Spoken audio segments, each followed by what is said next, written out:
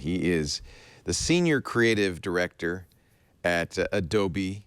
He has been with Adobe and with Photoshop, teaching, instructing, helping, expanding the domain for, is it 30 years? Mr. Brown, welcome. Leo, you got it right. I'm going on my 31st year. Holy cow. Holy cow. I was going to say something else. It's 31 years coming up here. Wait a minute, Leo.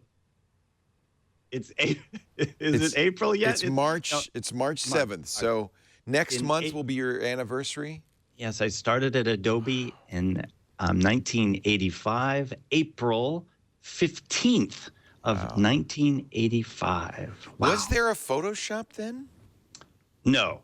In the beginning of time, there was Adobe PostScript, which made all of our printers work. Yep. And fonts and PostScript is what I worked with in the beginning of time. It wasn't until 1988 that we got Adobe Illustrator, and then 1990 when Photoshop first made the scene. So you really, I mean, you really go back to the earliest days of Adobe. That's pretty cool. Yes. Most people at Adobe were not even born or in diapers. I forgot, but now that I think about it, Adobe was best known for fonts in the 80s. That's what Adobe was the PostScript company, and then you did PostScript fonts. This is before TrueType was around. Yes. And that was the only way to have really beautiful desktop publishing. It was desktop publishing. You said the magic word today. Desktop publishing is how this all started. Yeah. And what were you doing before then? So I'm a trained graphic designer out of Art Center College of Design, and then I went to work for Atari. Oh my gosh. Oh my gosh. Did you, how do you? Well, that was my first computer, was an Atari 400, but I happened to have a little soft spot in my heart for Atari. And so, we've interviewed Nolan, of course. And so I'm working there. I didn't meet Nolan at Atari when I was there. I was promoting video games and doing in-store displays and packaging. No kidding. For Pac-Man, Joust, Centipede. Love those games. So I was. Was this the 2600? Yes. Wow. So I worked with several of those computers. Were those computers? Yeah. Yeah, they were computers. They weren't very powerful, but given what they were, for the day, they were pretty amazing. 6502 and amazing. So I had my passion for computers and graphic design. That's what you had to do back then. You didn't have a computer of your own, but you had this device, and you had the Atari home computer did come out as well. Yeah, that's that's exactly how I got into technology. And I was a DJ at a radio station, and I was dropping so many coins at Chuck E. Cheese Pizza Time Theater playing Battlezone that I thought, I ought to buy one of these things. So I bought a 2600. And then I thought, well, this is fun. But I see they have a computer. I could put the Star Raiders cartridge in there. Maybe I ought to try that. And so I got a 400. Then I said, oh, that membrane keyboard, that's hard. So I got an 800. Then I started typing in programs. Remember, like the Atari magazines. Yes. And then I said, this is getting expensive. I better fund this hobby. And I started writing for Atari magazines. Yeah. And the rest is, Did you? And so that's when I discovered this a small application on the Atari computer called Paint. Paint. Yeah, and you could paint with pixels which were at least a centimeter by a centimeter. And you didn't have very many colors. Was it 16 or was it 256? Oh, wait. No. If you get the math right, you only had 8 colors. What? And then you upgraded, you could get 16. But that, if I know my math correctly, the number of colors progressed upward from there. And then there was Super Paint. Yes. That had even more colors. Leo, can you still hear me? Okay. Yes. I got this sort of. Am I chopping up on you? Well, it sounded like a cosmic interference from space. Well, that's You just my sound. laugh. That's not. Oh, Yeah. okay, okay. So how interesting. So now, when you studied graphics design in school, you weren't Yeah. using computers, were you? Using No, no. I go so far back that we had to go to school with our horses. Yeah, I know. we had T-squares and We rapidograph did. pens, right?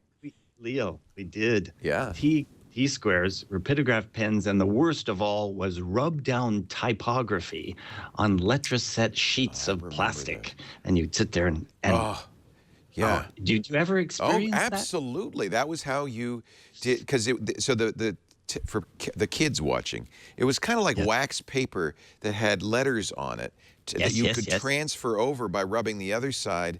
And you could erase them if you screwed up, because it was easy to screw up, because there was, I mean, you had to draw a line to get it straight. And I became a master of it. Imagine it's 12 midnight and you have a project due the next morning. You've run out of the letter E. right. You have no more E's on this sheet, but I could create a letter E from an R and a Q. OMG. Those are memories. Those are the old days. Yeah. You cannot believe how much I wanted this technology to come around. You know, when I saw, you mentioned type early on, type it came into Adobe. Oh, look, I just have to, I can turn the lights back on by moving. We have a lot of people who are in corporate environments, and for some reason, the companies decide, well, if there's no movement in the room, we're just going to shut the lights off. Absolutely. And you have to wave your arms. So type came out, Type. Leo, and I could set type right on the early Macintosh and then print it off on a PostScript printer. It was heaven. I had seen the light. There was typography and graphics. No more rapidograph pens, no more rub down type. And that's the beginning of time. Yeah. Is what I was seeing happening with PostScript. And it was incredible. What a revolution when Apple first came out with the first laser writer using PostScript and PostScript fonts. And even though the Mac itself at the time was, relatively speaking, fairly primitive, it felt like you were working with something way in the future. And you were working with a primitive computer, but you had the full capabilities of the high resolution text behind it. But some of the kerning and leading text capabilities hadn't quite come up to speed yet. So several graphic design friends of mine were quite skeptical of the transition from, real typography that was done by a typographer, and was the day going to come along that the typography would be good enough. And then Pagemaker came out. Aldous Pagemaker. We're going through the history, and you could now kern the typography, kern and lead the typography, and make it look professional. Did you have to do that by hand? I'm trying to remember. Or would it know enough to do it? In the early days of Pagemaker? Yeah. Yeah, it had some automatic kerning. There were kerning tables built into the early fonts where we put in instructions, what happens when a G F and an L or come together. Yeah. How let me bring spacing. Look. Yeah. That's why we do video. So Could go. I just had to bring my hands in there. Yeah. He's demonstrating the G and the C coming together. Leo, I was gonna wear this hat for you today. I had my Mr. Spock. Look at that with the ears and everything. Yeah, I was gonna wear that. I'm glad you didn't. Thank you, Russell. Okay.